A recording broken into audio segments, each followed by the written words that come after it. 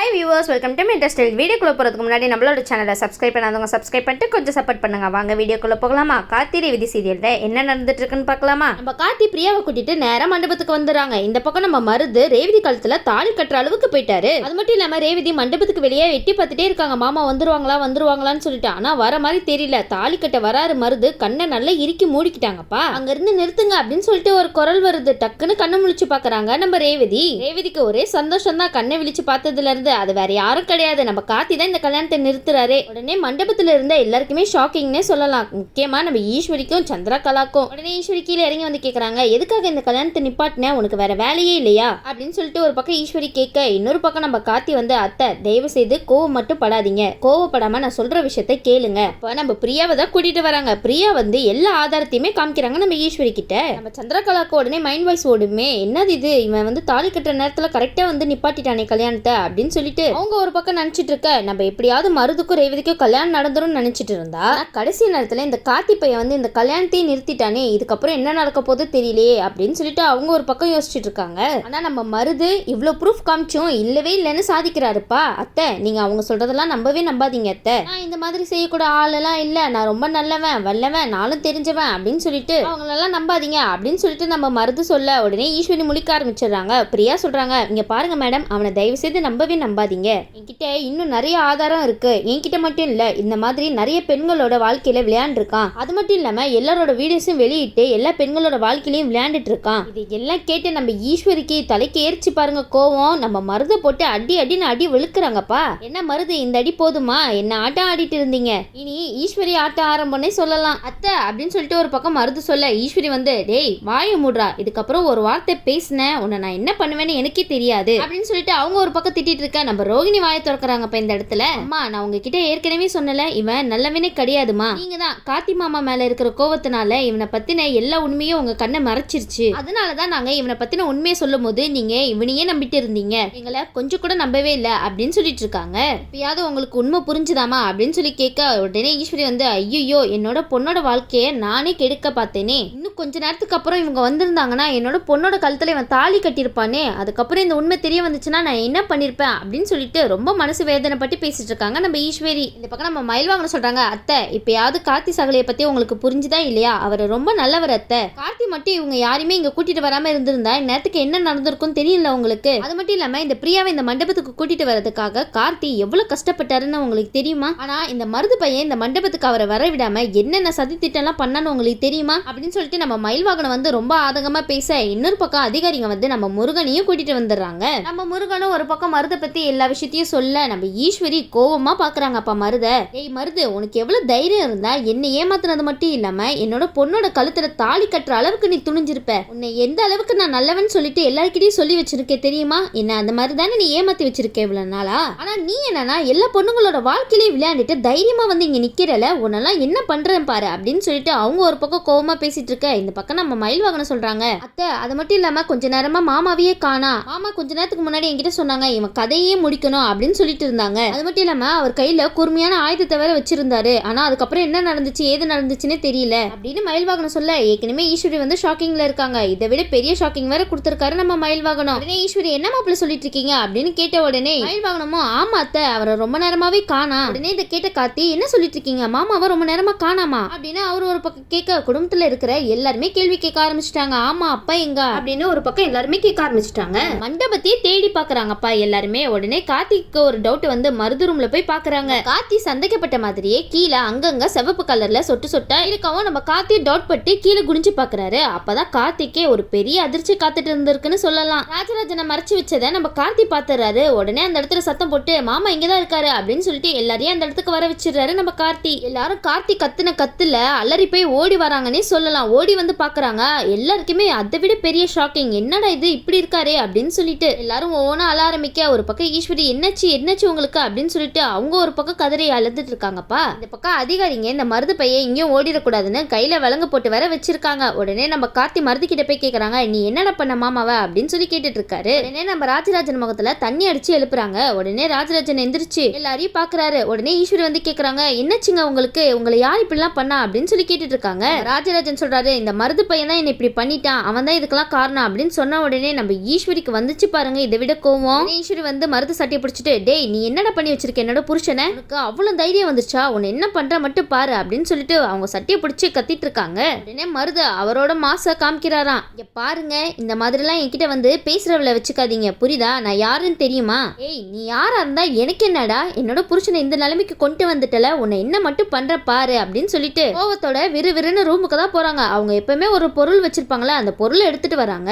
மருது இதுக்கப்புறம் உங்களோட கதை முடிஞ்சிரும் போலயே, இதுக்கு மேல நீ உயிரோடவே இருக்க கூடாதுடா அப்படின்னு சொல்லிட்டு மருது ஷூட் பண்றதுக்காக தான் வராங்க நம்ம சாமுண்டீஸ்வரி. உடனே கார்த்தி வந்து தடுத்து, அத்தை நீங்க என்ன பண்ணிட்டு இருக்கீங்க, இந்த மாதிரிலாம் பண்ணாதீங்க, தயவு செய்து அதை கீழே போடுங்க அப்படின்னு சொல்லிட்டு ஃபர்ஸ்ட் நம்ம மாமாவை ஹாஸ்பிட்டல் கூட்டிட்டு போலாம் வாங்க அப்படின்னு சொல்லிட்டு இருக்காரு நம்ம கார்த்தி. தயவு செய்து நீங்க அவசரப்படாதீங்க அத்தை, அது மட்டும் இல்லாம இவனை இந்த மாதிரிலாம் பண்ணா நீங்க தான் உள்ள போய் இருக்கிற நிலைமை வரும், இந்த குடும்பத்துக்கு முக்கியமான ஆளே நீங்க தான் அத்தை, நீங்க இந்த மாதிரிலாம் பண்ணக்கூடாது, அது மட்டும் இல்லாம ஆதாரத்தோட அவனை பிடிச்சாச்சு, இதுக்கப்புறம் அதிகாரிங்க பாத்துப்பாங்க அப்படின்னு சொல்லிட்டு கார்த்தி ஒரு பக்கம் சொல்லவும் இந்த பக்கம் அதிகாரிங்க வந்து மருத கூட்டிட்டு போயிடுறாங்க. இந்த பக்கம் நம்ம ராஜராஜனா ஹாஸ்பிட்டல் தான் கூட்டிட்டு போயிட்டு இருக்காங்க. இந்த பக்கம் நம்ம ஈஸ்வரி ரொம்ப அழுது மனசு உடைஞ்சு போயிருக்காங்கன்னு சொல்லலாம். ஈஸ்வரி இதுக்கெல்லாம் காரணமே நீங்க தானே, நீங்க அப்பவே கார்த்திக்கு எதிராக இது பண்ணாம இருந்தா இந்த நிலைமை உங்களுக்கு தேவையா? உடனே ஈஸ்வரி வந்து ரேவதி கிட்ட சொல்றாங்க, ரேவதி உன்னோட வாழ்க்கையில என்னென்னமோ நடந்து போச்சேமா, இந்த மாதிரி ஒரு தப்பு பண்ண பார்த்தனே நானு, இவங்க மட்டும் கொஞ்சம் தாமதமா வந்திருந்தா இந்நேரத்துக்கு அந்த மருது பையன் உன் கழுத்துல தாலி கட்டி இருந்தானா என்னத்துக்கு ஆயிருக்கும் சொல்லு, உன்னோட வாழ்க்கைய கொஞ்ச நேரத்துல நானே நாசமாக்க பார்த்தனே அப்படின்னு சொல்லிட்டு கையெடுத்து கும்பிடுறாங்க ரேவதி முன்னாடி. ரேவதி சொல்றாங்க, அம்மா விடுங்கம்மா, எதுக்குமா நீங்க வந்து கவலைப்பட்டு அழுதுட்டு இருக்கீங்க,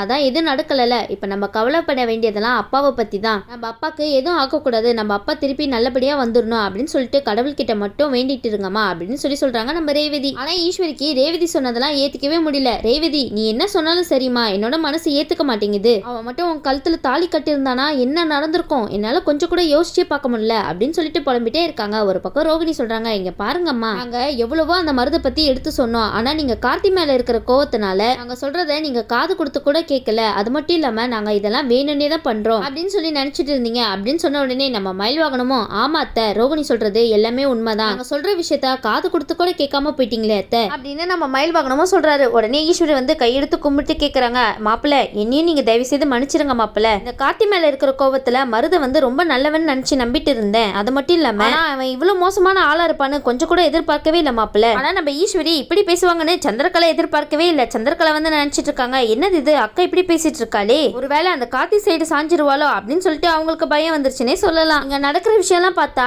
இவளே கார்த்தியும் ரேவதியும் ஒண்ணு சேர்த்து வச்சிருவா போலயே, அதுக்கப்புறம் நம்ம கதை என்னத்துக்காருது அப்படின்னு சொல்லிட்டு அவங்க ஒரு பாட்டுக்கு அவங்கள பத்தியே யோசிச்சுட்டு இருக்காங்கப்பா. சந்திரா எவன் எக்கேடு கெட்டு போனா உங்களுக்கு என்ன, அப்படிதானே, நம்ம நல்லா இருக்கணும், நம்ம வாழ்க்கை நல்லா இருக்கணும், அப்படிதானே உங்களோட எண்ணமே. உடனே சந்திரகலா வந்து நினைக்கிறாங்க, அச்சோ இதெல்லாம் நினைச்சு பார்க்க கூட என்னால முடியலையே, இதெல்லாம் உண்மையாவே நடந்துச்சுன்னா நான் என்ன பண்ணுவேன் அப்படின்னு சொல்லிட்டு ஈஸ்வரி மனசை கலைக்க தான் சந்திரா போயிட்டு இருக்காங்க. சரி இவ இப்படியே போனா வேலைக்காவதே, இதுக்கப்புறம் நம்ம என்ன பண்றது அப்படின்னு சொல்லிட்டு சந்திரா வந்து சிவனாண்டிக்கு தான் கால் பண்றாங்க. சிவனாண்டி கேக்குறாங்க, சந்திரா அங்க என்ன நடந்துச்சு, எல்லாம் கைமீறி போச்சுன்னு கேள்விப்பட்டனே அப்படின்னு சொன்ன உடனே, ஆமாங்க எல்லாமே நம்ம கைமீறி போயிடுச்சுன்னே சொல்லலாம், வழக்கம் போல நம்மளுக்கு எப்பவுமே தொந்தரவா இருப்பான்ல அந்த கார்த்தி பையன் வந்து கடைசி நேரத்துல இந்த கல்யாணத்தையும் நிறுத்திட்டான், அதை விட முக்கியமான விஷயம் இந்த மரத்தை பத்தின எல்லா உண்மையுமே ஈஸ்வருக்கு தெரிஞ்சு போச்சு, ஆனா எங்க அக்கா இப்ப பேசுறத பார்த்தா எனக்கே பயமா இருக்கு, ஒருவேளை கார்த்தி சைடு திரும்பிடுவாளோ அப்படின்னு நினைச்சு எனக்கு ரொம்ப பயமா இருக்கு அப்படின்னு சொல்லிட்டு இருக்காங்க. இங்க இருக்கிற சில பேரு எங்க அக்காவோட மனசை கலைச்சிட்டு இருக்காங்க, எங்க அக்காவை பத்தி தான் நல்லா தெரியுமே, இவங்க சொல்றதையும் நம்புவா அவங்க சொல்றதையும் நம்புவா, அதனால இங்கேயும் அங்கேயெல்லாம் மாறிட்டே இருப்பா, அப்படியே நடக்க விட்டுட்டு இருந்தானா அவ மனசு மாதிரி கார்த்திய ரேவதியும் அவ கையாலேயே ஒண்ணு சேர்த்து வச்சிருவா போலியே அப்படின்னு சொல்லிட்டு சிவனாண்டி கிட்ட சந்திரகலா புலம்பிட்டு இருக்காங்க.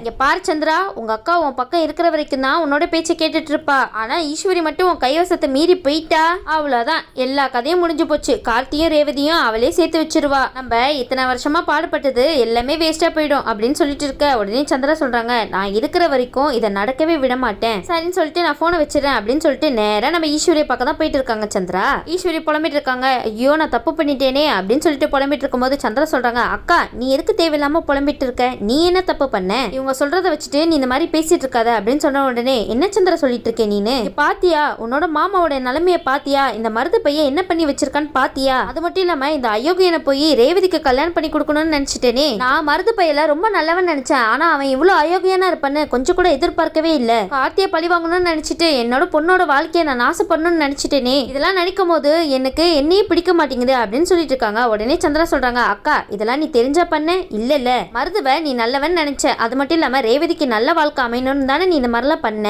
மத்தபடி நீ எந்த தப்பும் பண்ணலையே, மருது ஏற்கனவே மோசமானவன்னு நம்மளுக்கு முன்னாடியே தெரிஞ்சிருந்துச்சுன்னா நீ இந்த மாதிரிலாம் கல்யாணத்துக்கு ஏற்பாடு பண்ணிருப்பியா சொல்லு, என்னதான் கார்த்தி மருத பத்தின எல்லா உண்மையும் வெளிக்கொண்டு வந்தாலும் அவன் நல்லவன் ஆயிட முடியுமா சொல்லு, நம்ம அம்மாவையே என்ன பண்ணாவன், நம்ம அம்மாவோட கதையே முடிச்சவன், அவனெல்லாம் மன்னிக்கவே கூடாது அப்படின்னு சொல்லிட்டு சாமுண்டீஸ்வரியை ஏத்தி விட்டுட்டு இருக்காங்க சந்திரகலா. நம்ம சாமுண்டீஸ்வரி மனசு மாறிடுமா, அதனாலதான் பழைய கதையெல்லாம் எடுத்து விடுறாங்க நம்ம சந்திரகலா. உடனே சாமுண்டீஸ்வரி வந்து சந்திராவை தான் பாக்குறாங்க. ஆமாக்கா, நான் சொல்றது உண்மைதானே, நம்ம அம்மாவோட கதையை முடிச்சு நம்மள எப்படி சின்ன பின்னமா ஆக்கிட்டான், நம்மள இது வரைக்கும் கஷ்டப்படுத்தின அந்த குடும்பத்தை நம்ம மன்னிச்சிடவே கூடாதுக்கா அப்படின்னு சொல்லிட்டு ஒரு பக்கம் இவங்க ஏத்தி விட்டதுக்கு அப்புறம் நம்ம கார்த்தி மேலேயே ஈஸ்வரி மறுபடியும் கோவப்படுறாங்கப்பா. என்ன ஈஸ்வரி, நீங்க மறுபடியும் அதே தப்பையே பண்ண ஆரம்பிச்சிட்டீங்களா? உடனே சந்திரா நினைக்கிறாங்க, இதுக்கப்புறமும் எல்லாரையும் இவகிட்ட பேச விட்டோம்னா அவ்வளவுதான், இவ மனசு மாறி வேற ரூட்டுக்கே போயிடுவா, நம்ம இவ பக்கத்துல யாரும் நெருங்காத மாதிரி கொஞ்ச நாளைக்கு பாத்துக்கணும் அப்படின்னு சொல்லிட்டு அவங்க ஒரு ஐடியா பண்றாங்கப்பா. அக்கா, நீ பார்க்கவே ரொம்ப டயர்டா இருக்கக்கா, நீ வேணா வீட்டுல போய் ரெஸ்ட் எடுத்துட்டு வா அப்படின்னு சொல்ல உடனே ஈஸ்வரி சொல்றாங்க, உங்க மாமா இந்த மாதிரி நிலைமையில இருக்கும்போது நான் எப்படி வீட்டுக்கு போவேன் சொல்லு, இல்ல இங்க இருந்து அந்த வீட்டுக்கு போனாதான் என்னால நிம்மதியே இருக்க முடியுமா, நான் இங்கதான் இருப்பேன், அவர் கண் முழிக்கிற வரைக்கும் நான் இங்கதான் இருப்பேன், வேற எங்கேயும் போக மாட்டேன் அப்படின்னு ஈஸ்வரி சொல்ல அதுக்கு சந்திரா சொல்றாங்க,